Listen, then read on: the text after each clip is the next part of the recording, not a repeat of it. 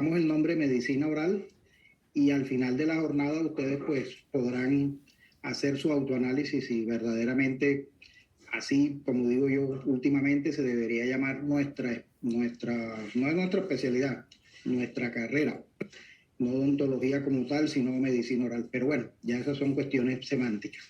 Vamos a comenzar con la conferencia que yo considero que es fuera de serie, porque es lo de donde partimos.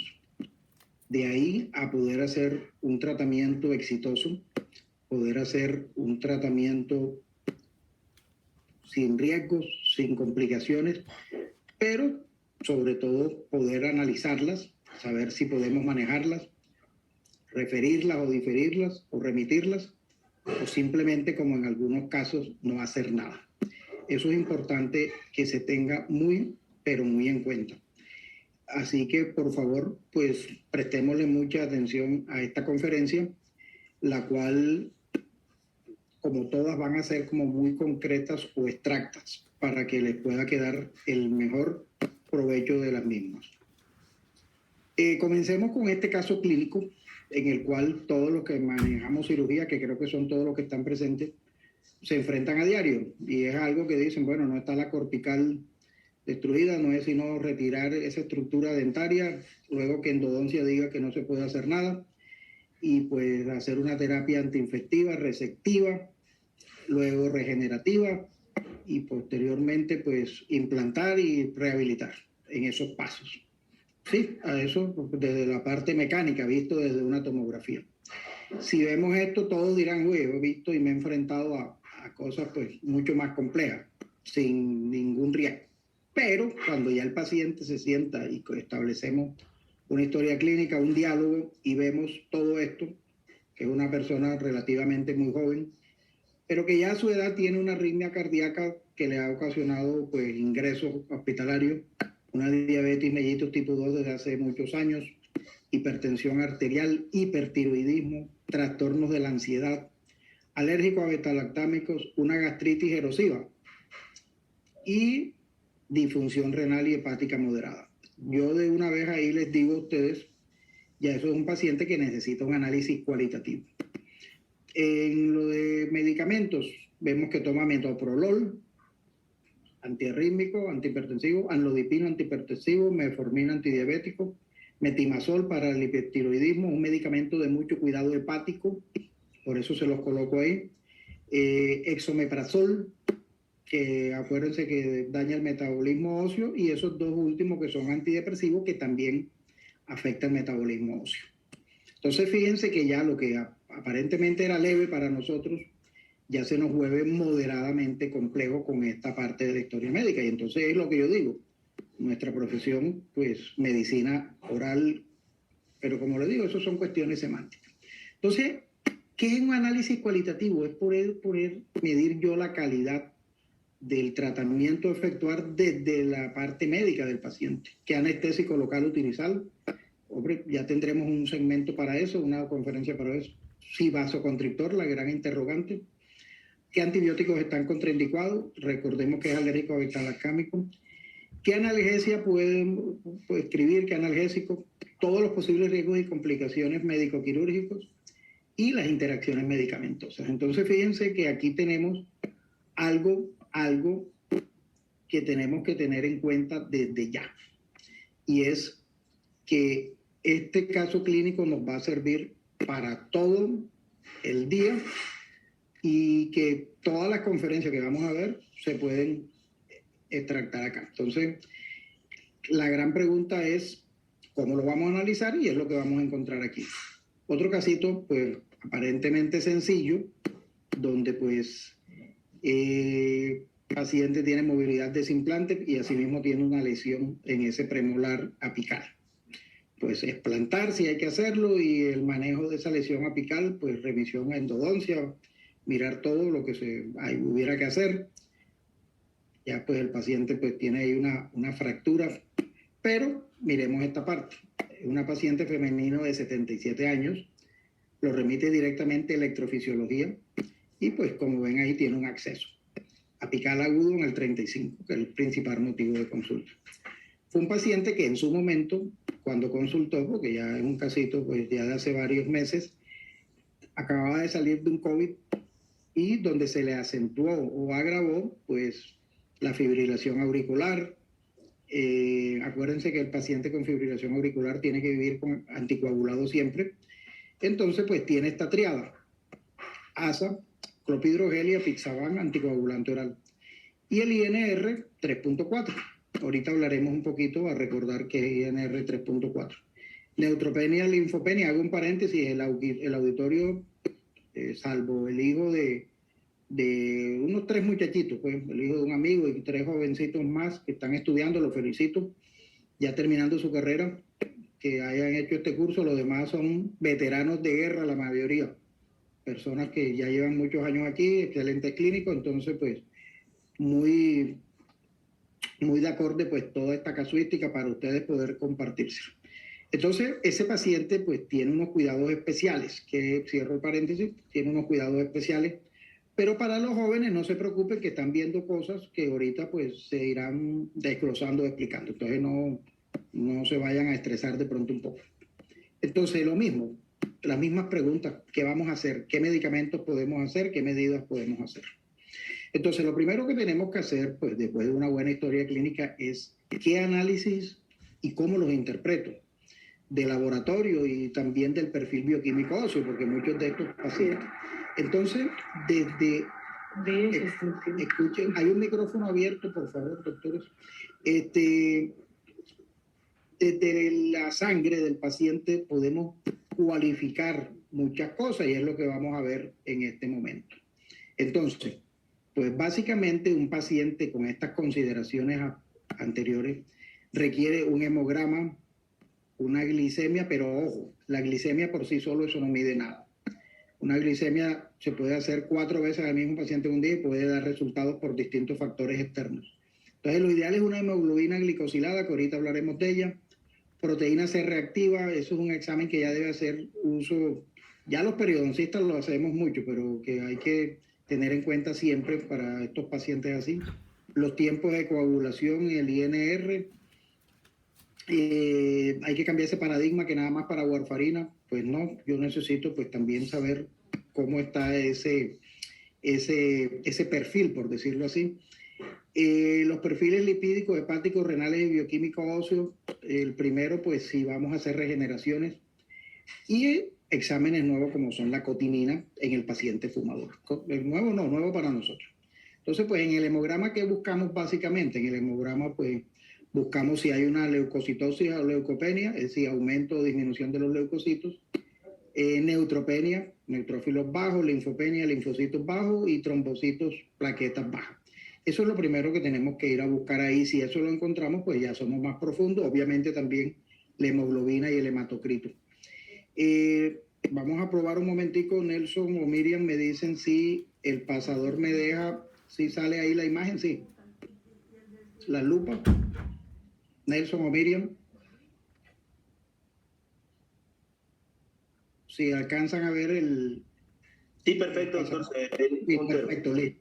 Perfecto, entonces el puntero. Entonces la hemoglobina, pues tenerla en cuenta los valores, y el hematocrito, que cuando están bajos, pues lo ideal, si están muy bajos, remitirlo donde un hematólogo o internista, y si son valores límite, pues saber que nos va a sangrar un poco.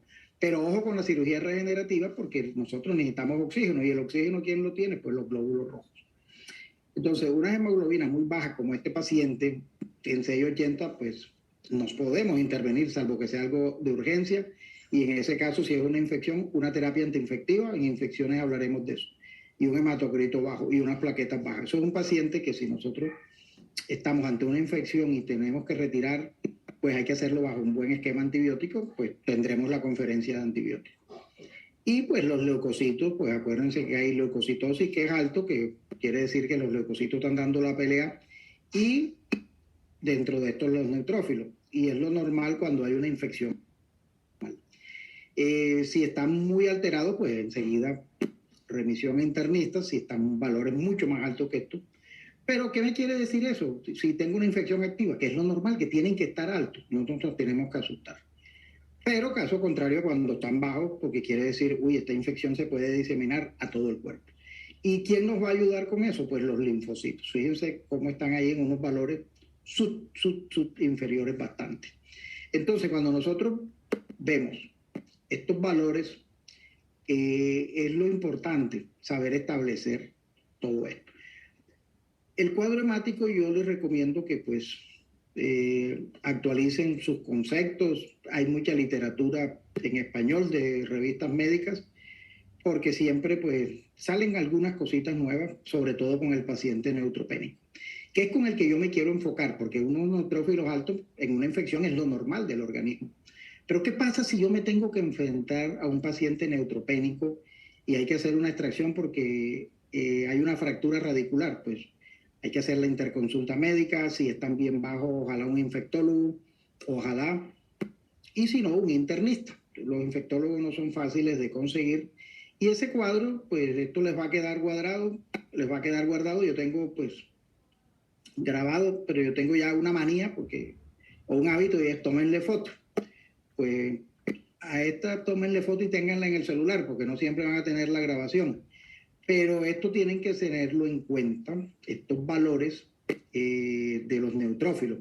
Ahí está en inglés, pero es el conteo absoluto de neutrófilos, es lo que quiere decir ahí. O RAN, como también se llama. Cuando dan valores debajo de 1800, ¿y qué es el RAN o el conteo absoluto de neutrófilos? Es la fórmula diferencial que se saca, ahorita lo vamos a ver, pero me adelanto, de el número de neutrófilos por el número total de leucocitos. Y ellos deben estar por encima de 2500. Entonces, cuando lo tenemos, que se puede el riesgo de infección, como ven ahí, pues es leve. Sin embargo, es importante que tengan en cuenta que eso caracteriza algo, que puedo intervenir con un buen antibiótico. Pero si nos vamos abajo, cuando está menor de 500, el riesgo de infección es alto. Generalmente son pacientes que el infectólogo hospitaliza y hace un manejo exhaustivo, y generalmente lo hace el infectólogo nada más. Entonces, yo pensaría que de 1000 para arriba, un buen antibiótico, hablaremos de antibiótico en su segmento, pero hasta ahí podemos nosotros intervenir. Debajo de 1000, la recomendación es que no. Colocar un antibiótico de acuerdo al tipo de infección e interconsulta inmediata con el infectólogo. Entonces, eso yo quiero que lo tengan en cuenta a sobremanera. Entonces, lo que les decía el RAN, ya todos vienen con sus conteos, pero si les tocara de pronto sacar la fórmula, es multiplicar el número de neutrófilos por el recuento total de leucocitos. Este caso que ustedes ven acá es de una rehabilitadora oral. En su momento presentó una infección de tipo micótico y con un parásito. Estaba inmunosuprimida por varias razones y tenía el RAN debajo de 1000. Cuando me consultan o me la remiten, pues tenía una periodontitis, una perimplantitis, pero la lesión me llamó la atención, el aspecto de la paciente, de la colega y todo, y pues en el hemograma me arrojó este cuadro. Entonces, a tener mucho cuidado con esto. Entonces, pues son más cuestiones a ver. Entonces, ¿qué me llamaba la atención de eso también? Su número bajo de linfocitos. Es una paciente que tiene la defensa bastante baja.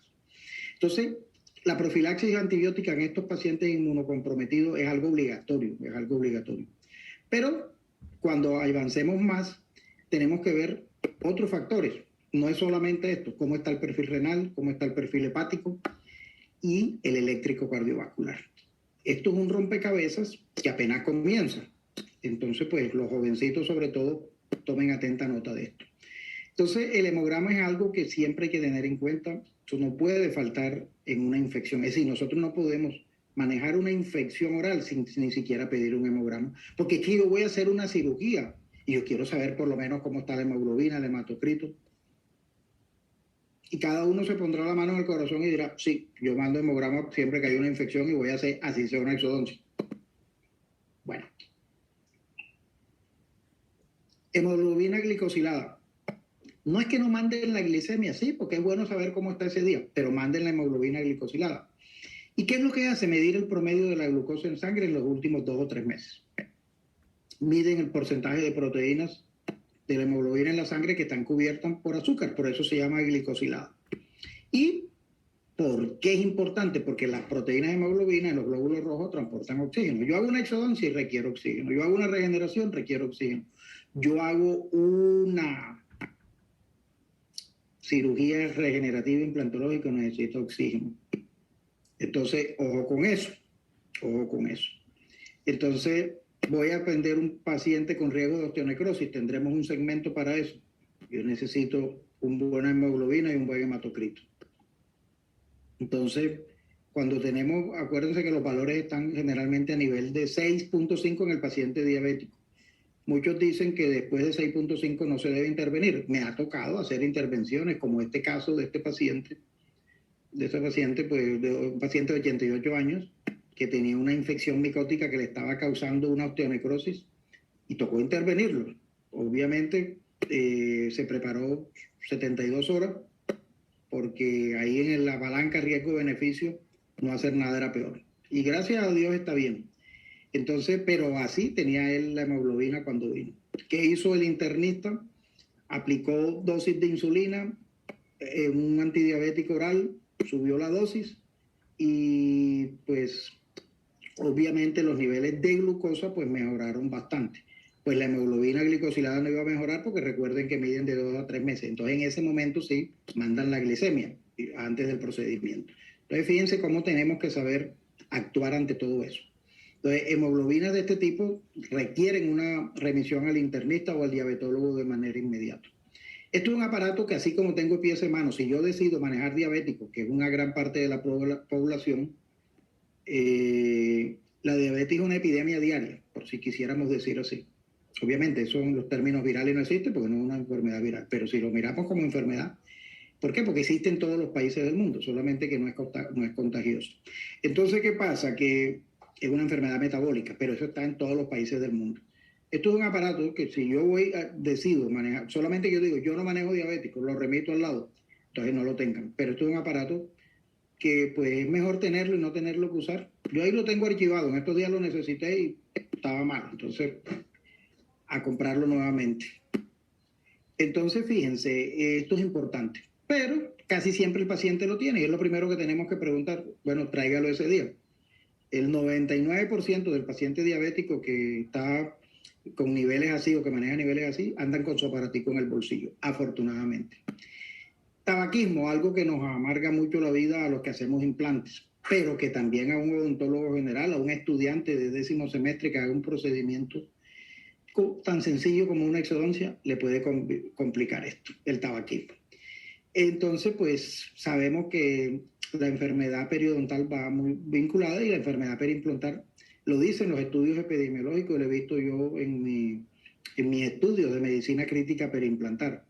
El tabaco es el número 1 en cualidad de la pérdida de los implantes y en cantidad. Es decir, estamos hablando del tabaquismo, del que consume 20 cigarrillos diarios durante tanto tiempo. Entonces, ¿por qué? Por la nicotina. Acuérdense que la nicotina, mayor agregación plaquetaria, menos sangrado. Entre comillas, hacer una cirugía de cualquier tipo, generalmente nunca utilizamos vasoconstrictor porque es que ese paciente no sangra. ¿Y por qué no usamos vasoconstrictor en un paciente fumador? Porque yo necesito sangre para los procesos regenerativos o cicatrización. Entonces, con un vasoconstrictor menos. Son cirugías que ni gasa gastamos casi nunca. Entonces, ojo con eso. Hace un cambio en la microbiota y tiene un efecto citotóxico sobre los fibroblastos gingivales, inhibiendo su capacidad de adhesión. Para los jóvenes, aunque ustedes deben saber eso mejor que nosotros, acuérdense que el fibroblasto es la célula de la cicatrización de los tejidos blandos en cavidad oral. Entonces, ¿qué pasa? ¿Cómo puedo medir yo en el organismo, todos los que están aquí, mi querido doctor Manuel en Argentina? Usted que es muy analítico, pues la cotinina. La cotinina está desde hace muchos años con artículos en periodontitis. Este año lo presenté en periimplantitis y nosotros lo podemos medir, un paciente fumador crónico. ¿Y para qué le sirve eso a uno? Para saber cómo está, pero para decirle al paciente, oiga, usted se está envenenando con este hábito como tal. La cotinina mide pues los niveles y se ha encontrado, como lo dicen los artículos, que están muy altos en pacientes con enfermedad periodontal. Esto es un paciente, se me pasó ahí quitar el nombre, hermana de una gran amiga, y le pedí permiso, como a todos los pacientes, me dijo, ponlo, fuma de hace muchos años y candidata a implantes, y me dijo, pues le dije, vamos a hacer esto, pues obviamente no se lo hicimos. Hace muchos años se le hizo tratamiento endodóntico, se le hizo, su hermana la ha manejado durante muchos años ferulizada, y cuando ya se decidió, pues que hice sondaje y todo eso, mandé la cotinina alto, ¿no? Un paciente que ya está estable, ya no hay sangrado, el nivel de la profundidad de sondaje ha mejorado, pero yo le dije, en un año volvemos a hacer la cotinina y miramos. Eso hizo que por lo menos dejara de fumar. Entonces, hacer una exodoncia y hacer regeneración aquí con esos niveles altos, por favor, pues ténganlo en cuenta que no es lo ideal. Pero si yo voy a hacer una simple exodoncia y más nada, eso también puede presentar toxicidad local que se convierte en una alveolitis, que es una necrosis ósea, porque una alveolitis al final termina siendo una necrosis ósea si llevamos eso a histología. Entonces, recuerden que la nicotina crea una respuesta vasoconstrictora transitoria en la microcirculación oral, y eso está bien claro. Se deteriora la revascularización, se altera la respuesta inmunitaria, se retrasa la cicatrización. Por eso los pacientes fumadores se infectan, por eso necesitamos un buen control antiséptico y antibiótico. Entonces, el perfil bioquímico óseo, porque yo voy a hacer una regeneración, porque yo voy a hacer un implante, ¿cómo lo puedo medir? Pero también voy a hacer una cirugía endodóntica y también voy a hacer algo tan sencillo como una exodoncia. Yo necesito saber la capacidad de mi respuesta del hueso. ¿Y cómo puedo medir yo eso? Pues de una manera, pues, con estos 4 exámenes. Paratormona, calcio sérico, vitamina D, osteocalcina. Algunos me van a preguntar, doctor, en osteonecrosis, el CTX, dejemos eso para esa conferencia. El telopéptido C terminal o N terminal, dejémoslo para allá. Entonces, vámonos aquí a perfil bioquímico óseo. ¿Cómo sé yo si un paciente de mucha edad, polimedicado, diabético, con algunas alteraciones metabólicas, pero sobre todo, pues paciente fumador y que ha perdido estructuras dentarias durante mucho tiempo? Yo necesito saber si yo puedo establecer un perfil bioquímico óseo. ¿Cómo lo mido? Pues paratormona, que junto a la calcitonina regulan el hueso por medio de la función osteoblástico y osteoblástico por algo que se llama el recambio óseo o turnover, y que es algo fisiológico hasta que en un patrón genético por allá a los 60 años o menos se rompe esa tolerancia y hay un desequilibrio hacia la reabsorción y se forma una enfermedad que se llama la osteopenia, que luego se convierte en osteoporosis, que tiene varios grados o estadios. Pero dejemos de aquí para adelante en osteonecrosis. Yo necesito medir el perfil bioquímico óseo, paratormona, calcio sérico, vitamina D, osteocalcina. En ese momento, pues, ya hoy podemos medir la salud ósea de varias maneras. Y alguien me decía, un médico paciente, pero ven acá, tú mandas unos exámenes muy especializados, doctor, ¿dónde le voy a colocar el implante? Pueden ser amigos, pero en ese momento les pongo el doctor. Les recuerdo que ellos son unos doctores. Doctor, y puede ser mi mejor amigo. Y estudiar con él desde kinder. Pero en ese momento es un paciente y es un doctor. Doctor, le recuerdo dónde vamos a intervenir y por qué perdió sus dientes. Porque le pareció extraño que le mandara estos 4 exámenes. Y esa foto vale más que 1000 palabras. Tómenle foto, todo. Que no quiero enfocarme con un solo colega, porque los otros entonces me dicen, bueno, no me nombran. Pero eso es algo, lo digo en forma de broma, pero tómenle foto. Vuelvo a nombrar a mi amigo Manuel en Argentina, que por ahí le vi una conferencia hace poco, tardía, en YouTube sobre osteonecrosis, muy bueno, que lo hizo Med Láser, excelente ese espacio. Pero mira, Manuel, te nombro porque pues hablaste mucho de estos pacientes, entonces para que tengas en cuenta y esto pues quise colocar del artículo pues dándole a los doctores que están acá pues su crédito, Pero eso es lo mejor que nosotros le podemos mostrar a un paciente de 35, 40 años del género femenino y masculino. A los hombres también les da osteoporosis. Porque deben tomar sol, porque deben tomar vitamina D y porque deben de hacer ejercicio. Porque es que aquí se aplica, la cura es mejor que la enfermedad, y los que no conocen mucho del tema, los jovencitos sobre todo, después que veamos ahora osteonecrosis, lo van a entender por qué.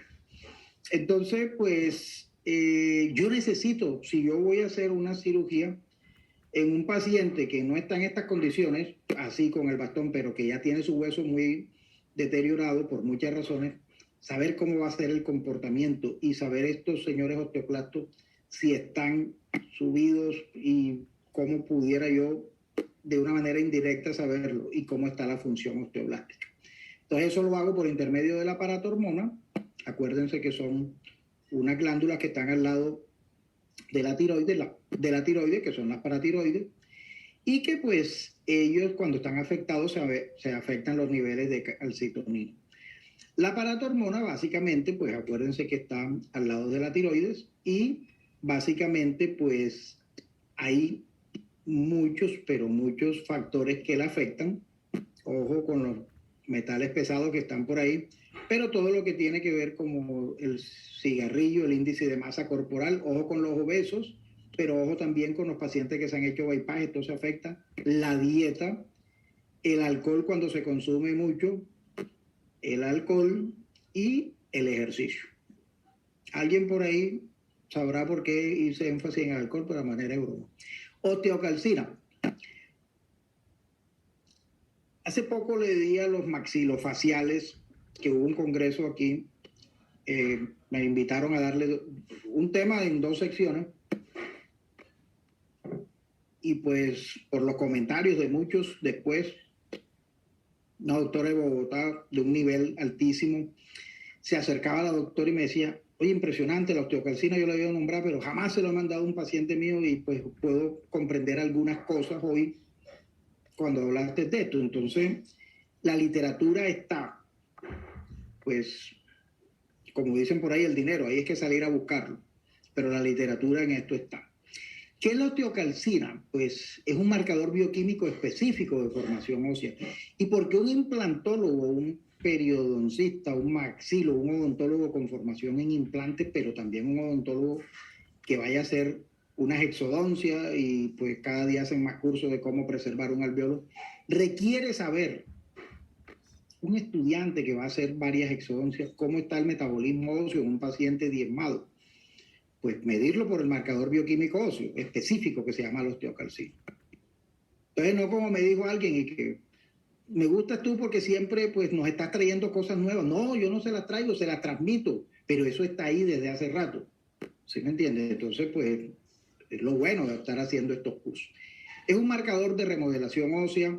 Hay que tener mucho cuidado cuando hay hiperparotiroidismo y se debe ser mandatorio en los pacientes tratados con glucocorticoides durante largos periodos, con el respeto que se merecen estos colegas que están acá, porque es un acta bioquímica clínica latinoamericana donde está publicado.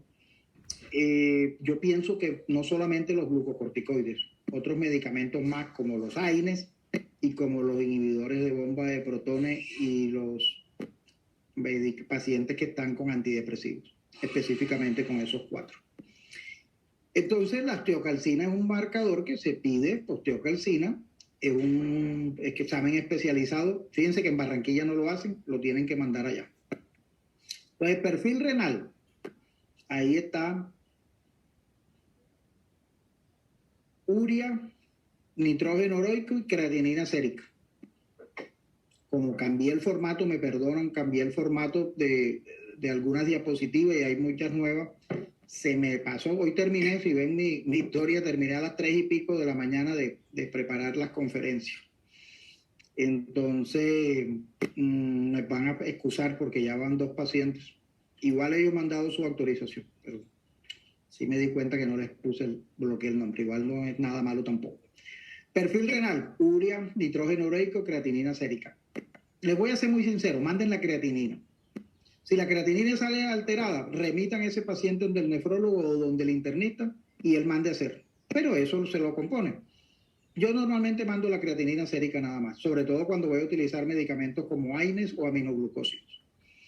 Entonces, si la creatinina sérica, que generalmente está entre 1 o 1,5, varía, está muy alta, pues hay que tener pues mucho cuidado según ciertos tipos de medicamentos. Si está por encima de 2, lo ideal es que el médico nos ayude con la concentración, con las dosis, como voy a manejar ciertos medicamentos, porque cada fórmula tiene su índice de creatinina para cuando están alterados.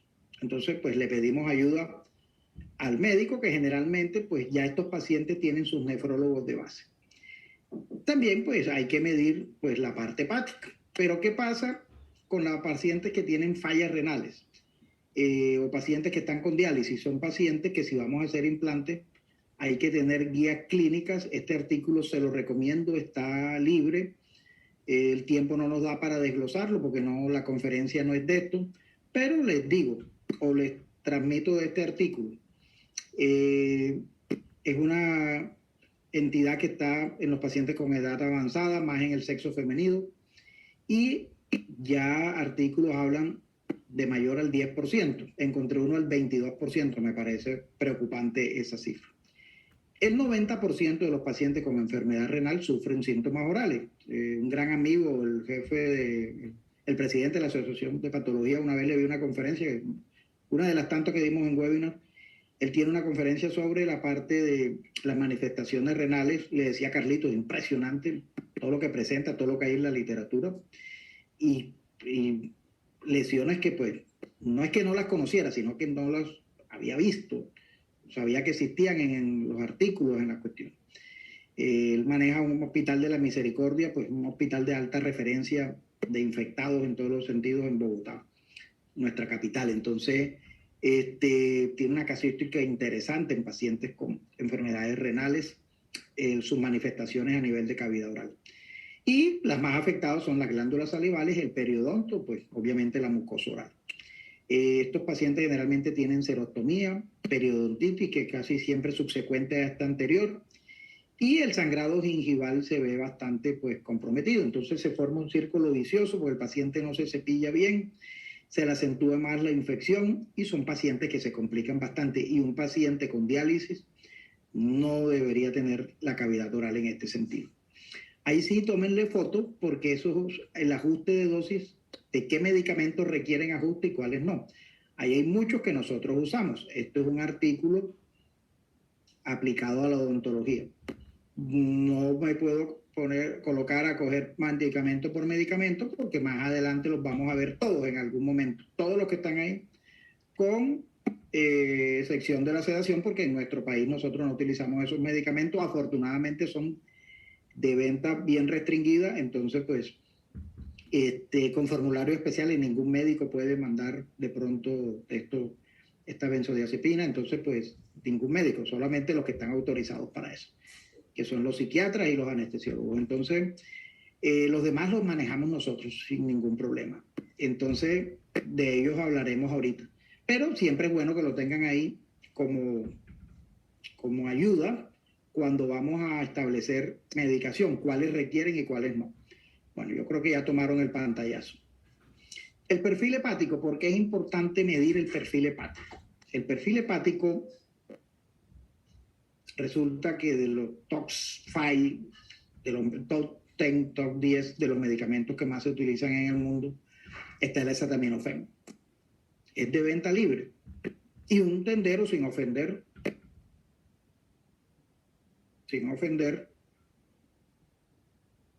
como digo yo, y esto lo digo con todo el respeto y cariño, un buen tendero, y sobre todo si es de Bucaramanga, per cápita tiene un nivel per cápita de adquisición más grande que cualquier especialista en odontología. Entonces, pues no es por nada. Pero vamos a la parte, digamos, médica. Y ya me meto muy seriamente con este tema. Los que viven en otros países y que se fueron hace rato, sepan que todavía en el nuestro, no sé en los suramericanos que nos escuchan, ustedes van a una tienda y les dicen, mándame algo para el dolor de cabeza, y les mandan un dólar fuerte y le dicen, pues este es mucho mejor y todo. Y se lo toman y le sirve. Y si el hígado está bueno, perfecto. Pero si el hígado está malo, no. Y una vez escuchaba a alguien que le decía, ¿por qué no consultas al médico? Y dije, ¿para qué me va a mandar lo mismo que me manda el de la tienda? Y de ahí me nació esto. ¿Para qué voy a pagar tanto si me va a mandar lo mismo? Doles o acetaminofén. Entonces, pues, esto lo digo con mucho respeto, pero es algo que hay que tener en cuenta. Entonces, me darán más razón con la palabra medicina oral. Yo hago un procedimiento quirúrgico, pues vamos a ver hoy terapias alopáticas y alternativas para el manejo del dolor. Pero si yo de verdad me encuentro o me enfrento a un perfil hepático alterado, hay medicamentos que los tengo que desechar enseguida.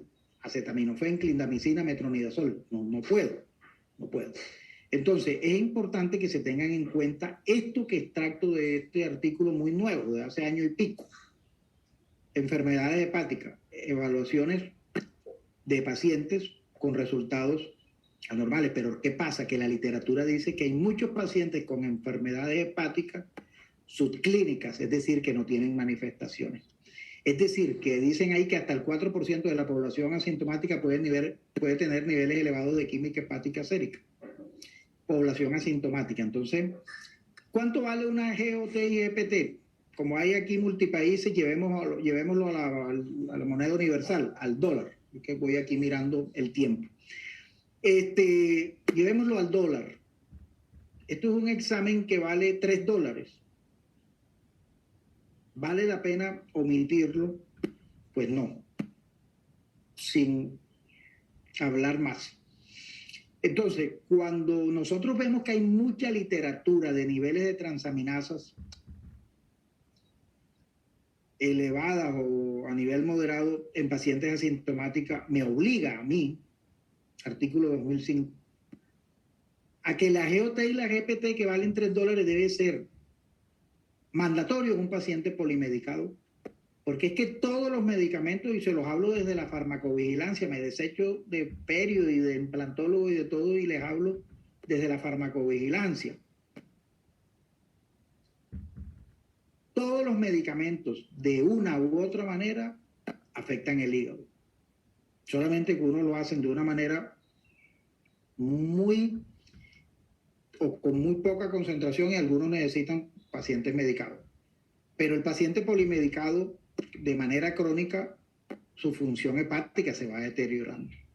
Entonces yo requiero saber cómo está ese hígado, si voy a recetar o formular un acetaminofén, una clinda, una metronidazol o algunos otros. Y yo quiero que tengan en cuenta que no solamente se elevan por medicamentos, hay enfermedades autoinmunes, como ven ahí abajo, y algo que es muy común, que es la famosa esteatosis hepática, que también es asintomática. A mí me la detectaron hace muchos años en un examen de rutina para una cosa, ahí me salió el hígado graso. Y es una de las razones, doctora Miriam, por la que yo no consumo casi alcohol. Una, porque en sí son dos. Porque esa combinación sí es mala. Alcohol e hígado graso. Entonces, a tener mucho cuidado con esto, a estar midiendo siempre, pero ojo con los pacientes que tuvieron COVID de manera agresiva y que Dios les dio otra oportunidad de vida, porque quedaron con el hígado bastante alterado. Entonces, miren todos los medicamentos que pueden causar elevaciones de las transaminasas. Acetaminofén, amoxicilina, ácido clavulánico, fluconazol, ketoconazol, no me gusta, nunca lo... Pero fíjense que ahí hay 3 medicamentos. Y ojo con las vitaminas, ojo con la vitamina A. Miriam, que tú eres mi heredera, por decirlo así, y que en mi mano derecha, fíjate que yo a ningún paciente le nombro ni siquiera vitamina A. Y la gente lo toma con una facilidad, los jovencitos como toman biotina, que para que no se les caiga el cabello porque el papá es calvo. No saben el daño grande que se están haciendo a temprana edad tomando estos suplementos sin necesidad. Entonces, tengan mucho cuidado porque no todo lo que es alopático es lo único malo. Ojo con eso. Entonces, aquí es importante que se den cuenta Y ahorita vamos a hablar de estos medicamentos en su sección, pero me adelanto un poco, hay que tener mucho cuidado con el hígado. Entonces, GOT, GPT, una es específica, la otra es relativa, no vamos a hablar de eso. Y es un examen muy económico, que nos evita de verdad muchos 40. Entonces, fíjense, esta paciente está aquí, 46 añitos, ya me entiende, fíjense cómo tiene esta transaminasa, 130, y el valor es hasta 40. Ese paciente no se le puede dar acetaminofén, no se le puede dar clinda, no se le puede dar metro. Este artículo, pues, nuevo, cómo se está relacionando la enfermedad periodontal con esteatosis hepática no alcohólica y otras enfermedades del hígado de tipo graso. Entonces, esto es muy común. ¿Y por qué lo quiero traer hoy aquí, así sea de pocos segundos? Porque es que hay una población alta que es la tercera edad y nosotros manejamos muchos pacientes con tercera edad. Pero también hay la edad intermedia donde hay alteraciones hepáticas directas o indirectas. Entonces yo pienso, y es un consejo que les doy a los que están aquí hoy, los últimos serán los primeros. Y la verdad, quienes han estado aquí me adelanto un poco y espero que sí sea al final de la jornada, ustedes sacarán sus conclusiones y dirán, bueno, yo he hecho los otros, pero estoy seguro que el doctor lo preparó como algo muy especial, porque pues es como lo concreto, ya lo clínico, lo que requieren ustedes, llévense esto que es lo más necesario para el largo viaje que es nuestra práctica clínica. Así les falte 2 meses. Entonces, y en osteonecrosis les diré por qué. Entonces, esto es importante que incluyan GOT y GPT en sus exámenes, incluyanlo, de verdad les estoy haciendo mucho énfasis, incluyanlo GOT y GPT y les podrá ahorrar muchos dolores de cabeza, pero sobre todo estamos haciendo una odontología de responsabilidad.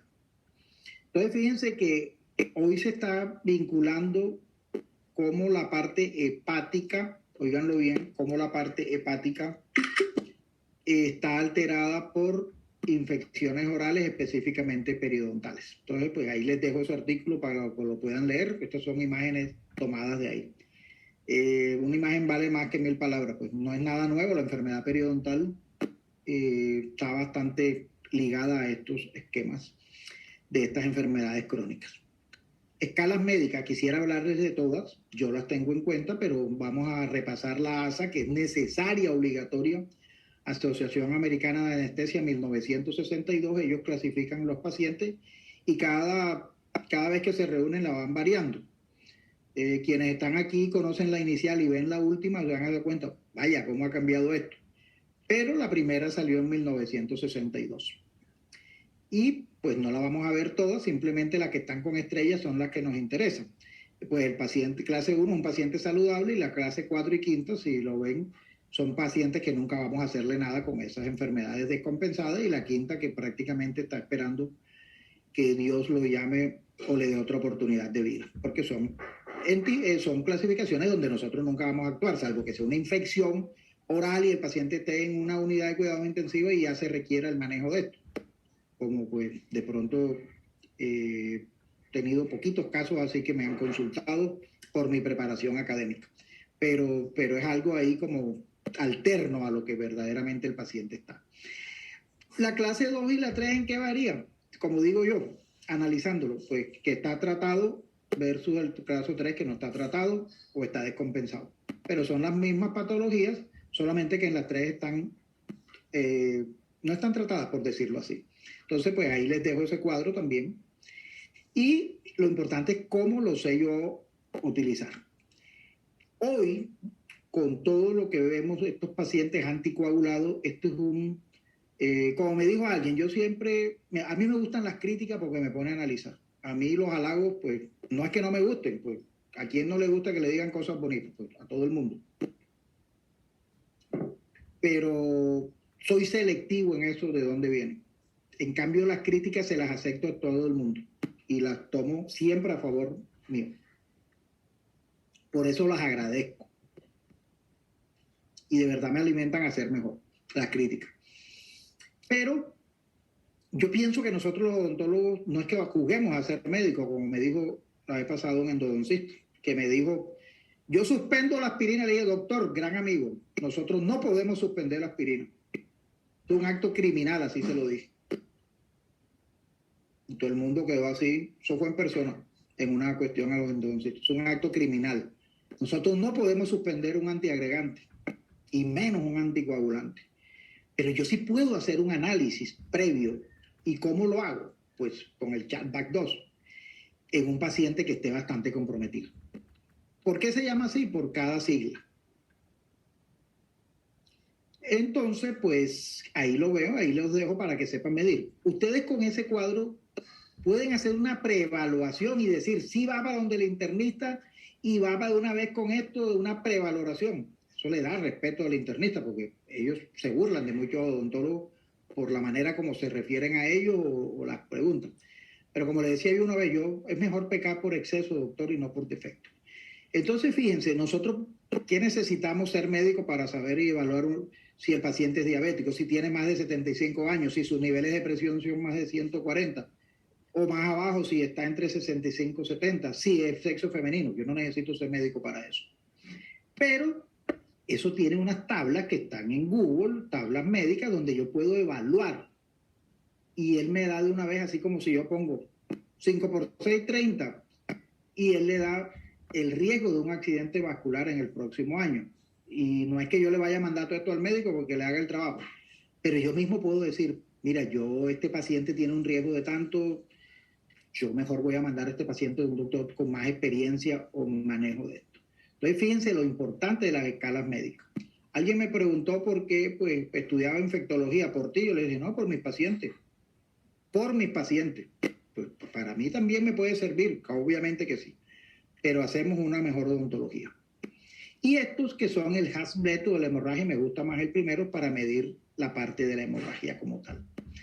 Y generalmente en los pacientes que estén tomando. Entonces, fíjense cómo sí sale esto. Entonces, a alguien que le esté buscando algo de warfarina porque tiene un paciente, se encuentra con el Hasblet, bueno, va y lo busca en Google, el score Hasblet, que también es unas iniciales. Pero ¿para qué me sirve eso? Entonces, si decidimos meternos en esto, respetando la odontología estética, la respeto y la admiro mucho, pero si decidimos hacer odontología médica, pues debemos estar lo mejor preparados y es por lo que ustedes están aquí hoy. El Hasblet nos mide un sistema de puntuación desarrollado para evaluar el riesgo de un año de hemorragia mayor en pacientes con fibrilación auricular, pero ojo, también en pacientes que estén tomando otros anticoagulantes. Acuérdense que el paciente con fibrilación auricular requiere ser anticoagulado y es la patología cardíaca más frecuente. La hemorragia mayor pues se define como hemorragias intracaneales, obviamente, pero es que también se presentan hemorragias menores en cavidad oral. Entonces yo puedo medirlo, yo no necesito ser médico para saber si un paciente es hipertenso. Función renal anormal, el paciente lo sabe simplemente en la historia médica. Función hepática normal, puedo medirlo también. Si tuvo ACV, si ha tenido una hemorragia previa, si su INR es lábil, inestable o alto, eso lo cualifica en un buen laboratorio. No necesito ser médico para saber si tiene mayor de 65 años. Entonces, fíjense nosotros cómo podemos prevalorar. A mí me gusta hacerlo esto porque me apasiona, pero también lo hago desde el punto de vista de la responsabilidad. Y eso me prepara para una posible complicación, que es el objetivo de esto, o para decir, usted es mejor que lo manejen en una clínica de tercer nivel y un equipo dirigido por un maxilofacial. Así sean 2 exodoncias sencillas. Me ha tocado remitirlos para exodoncias sencillas, que es que un paciente que puede tener una hemorragia en mi consultorio. Una vez me llamó un amigo maxilo que apenas le mandaba la cuestión al paciente y me llamó y que, oye, tú me estás mamando gallo, eso es molestar broma, un gran amigo. Decía, no, deja que veas la historia y después me dijo que yo también te aprecio bastante cuando todo lo que te... Pero era un paciente que el acto quirúrgico requería con un médico, un hematólogo y con unidades de sangre como tal. Entonces, eso es lo que yo quiero que tengan en cuenta y es el objetivo de esta conferencia. Saber evaluar un paciente y yo lo puedo preevaluar, no que me mande un médico Goldman 2 tipo 4 o Apache tipo tal y yo, ¿de qué me está hablando? ¿Yo me entiendo? Entonces, pues esto es importante que lo sepamos. Pues aquí están pues el famoso Eliquis, Liciana, Xarelto y Pradaxa, que son pues estos 4 medicamentos que tenemos que saber los que existen y que todo paciente anticoagulado que le haya dado ACV o algo, los está tomando alguno de estos 4. El INR, pues básicamente nos mide los anticoagulantes, cómo está el nivel de coagulación, el tiempo de protombina. Cuando nos sale uno, pues el tiempo de protombina. ¿Cómo se hace el INR? Pues si sale 2, quiere decir que está 2 veces elevado. Acuérdense que es normalmente 14. Entonces, si salen 28, quiere decir que está 2. Pero si le reporta INR 3, pues quiere decir que está pues básicamente en 42, el tiempo de protombina, muy alto. Entonces ya yo digo, yo mejor remito al maxilo que tiene todas las medidas para esto. Y el maxilo sabrá si lo hace hospitalizado o no. No estoy queriendo decir de 3, con 3 con 3 podemos actuar en nuestro consultorio sin ningún problema. Y ahí les dejo esto, pues extracciones dentales en pacientes que están tomando anticoagulantes orales, como los que les nombré anteriormente, versus warfarina. Y la conclusión es que los pacientes pueden continuar.